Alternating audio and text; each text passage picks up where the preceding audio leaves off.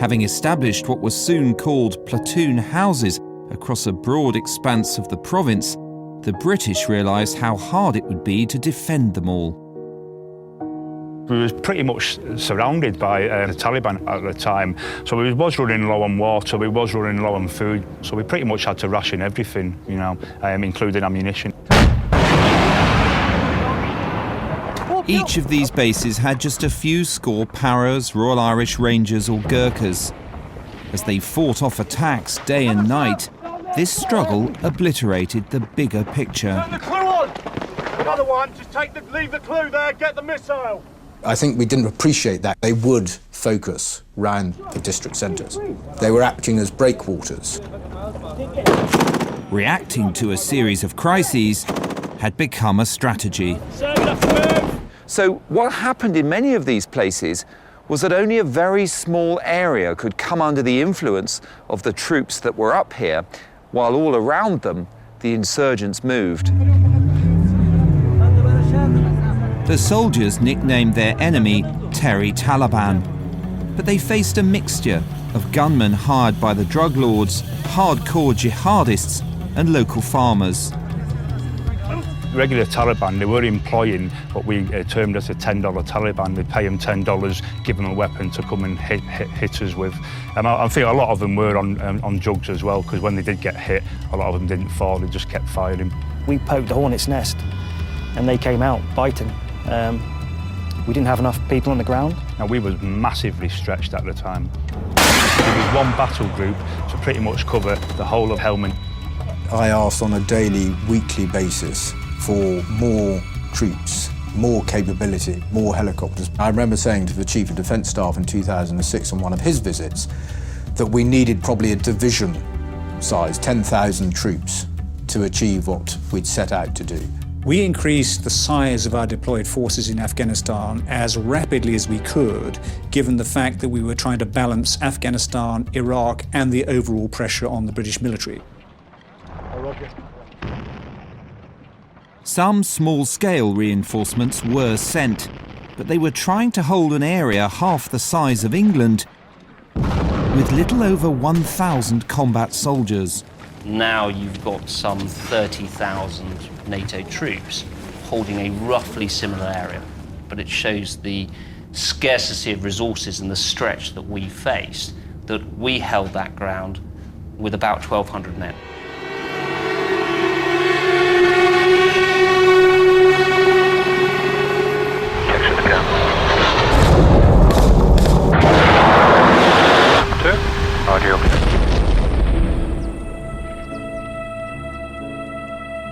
Horribly outnumbered, they could only hold on by calling in air power and artillery. The insurgents needled the British into laying waste to areas they'd been sent to protect.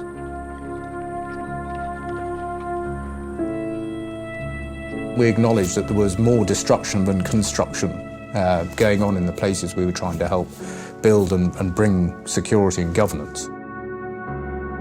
Some of his men even questioned what good it all did. Fucking zero. Zero. We demonstrated to the insurgents that we weren't going to take a beating. We certainly weren't going to withdraw from that area. But in terms of bringing reconstruction and development to the area, clearly that not a huge amount was achieved simply because of the efforts of the insurgents to thwart that.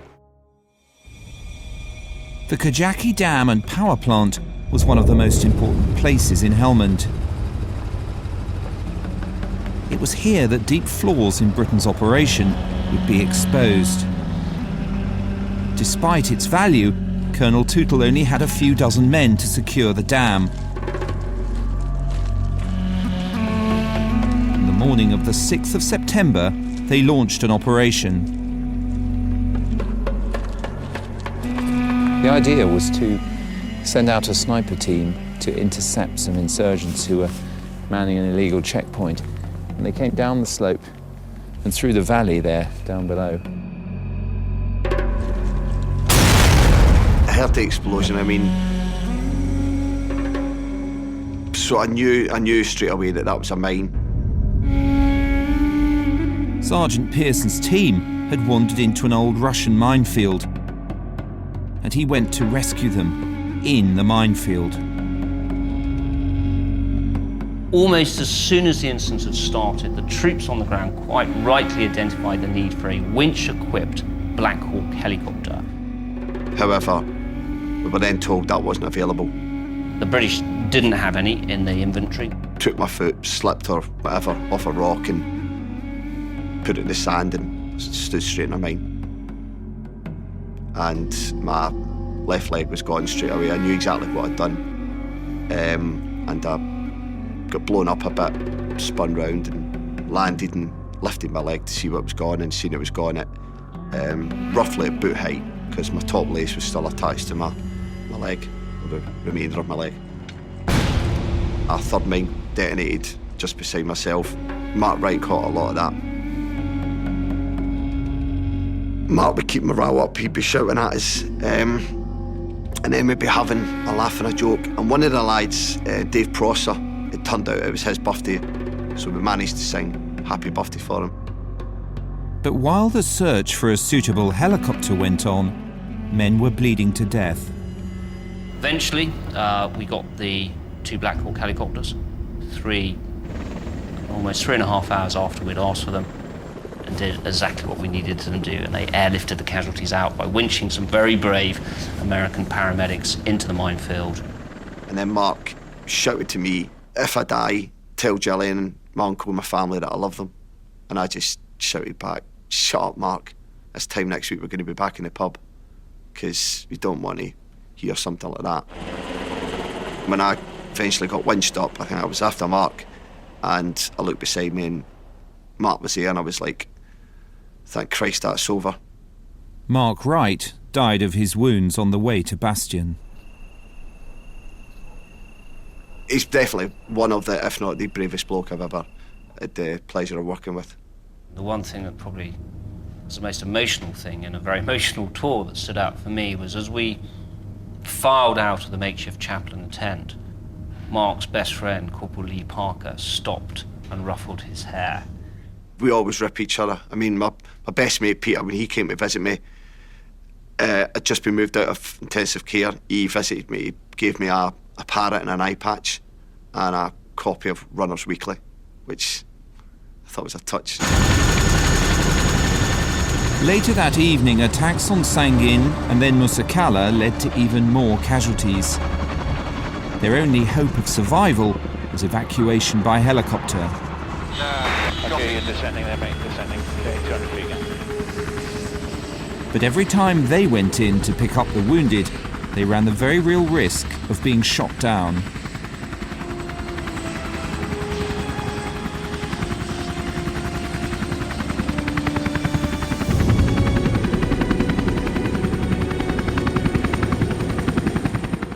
During that day, the para-battle group lost 3 soldiers killed and suffered 18 wounded. But because of what they went through that day, commanders increasingly asked themselves about whether the risks of losing one of those helicopters could still be run. My biggest concern was losing one of the very few Chinook troop-carrying helicopters, particularly if it had 50 or 60 soldiers as well as the crew, and they could have been lost in a heartbeat.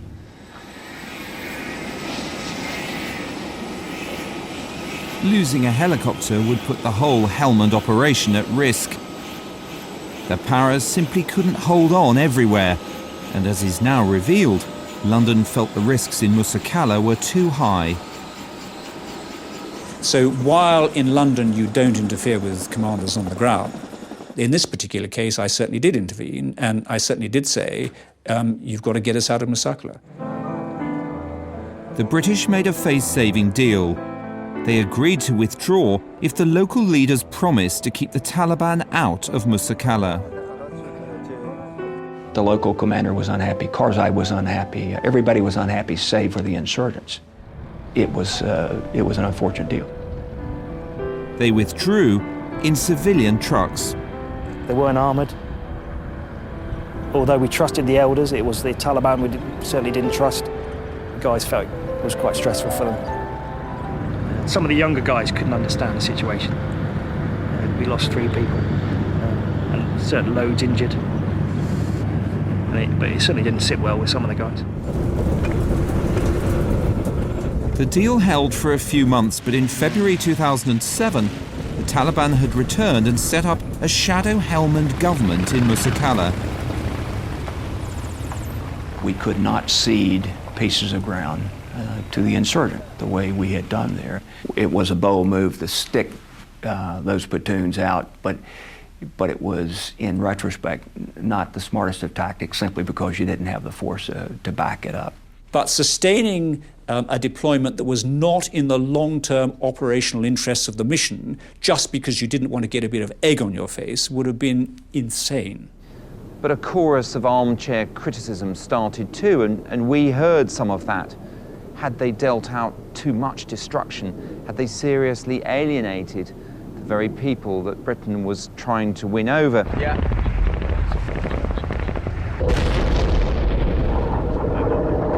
Towards the end of 2006, the Royal Marines replaced the Paras. That was exactly where That's exactly where the fire was coming from, right. The government did send 700 additional infantry and a few more helicopters. Adopting their own new tactic, the commandos formed mobile groups to seek out guerrilla bands before they could attack the district centres. Getting closer. You're getting closer. Scotty boss, stand by for burst, over.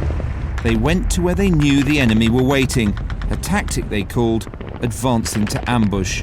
Halfway between the large tree. Many of them loved it because the Afghans would give them a stand-up fight. The commandos' tour finished with fresh claims of hundreds of Taliban killed.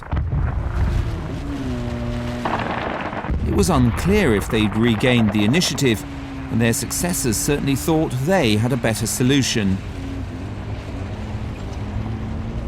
The British used 6-month tours, so twice every year, new commanders adopted new tactics for their new mission in Helmand. It meant that the policy meandered around. So when 3 Commando Brigade arrived, leaving behind their dagger, they wanted to get moving again. They felt the paratroopers were too fixed in those platoon houses and district centres. 12th Brigade then arrived, and they were moving all right up and down the province, but their own commander described the effects as being like mowing the grass. They'd cut down the enemy and move on, so the insurgents would just return, as nobody stayed to stop them. Then, 6 months later, a new brigade arrived with its own ideas and aims. General McNeill, commanding all NATO forces in Afghanistan, found the year-long US Army tours more effective. I fought the 6 months tour. It did not work in the favor of the operational concepts and tactical concepts that the British military had in Helmand. I stand by that. The commandos were followed by 12th Brigade. Among them, the Queen's Company Grenadier Guards. Sergeant Major Glenn Snazzle was filmed in 2007 when they were deployed to knock the Afghan army into shape. He soon discovered some Afghan soldiers, or ANA, when given a gun, were more of a threat to their own side than the enemy.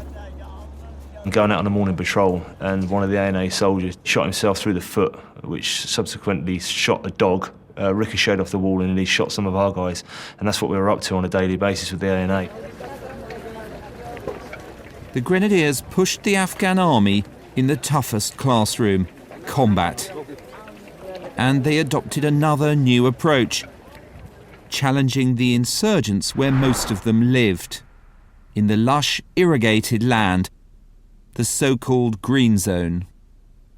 When you go into the green zone, there's a feeling of vulnerability. There was a lot of vegetation, a lot of cover from view.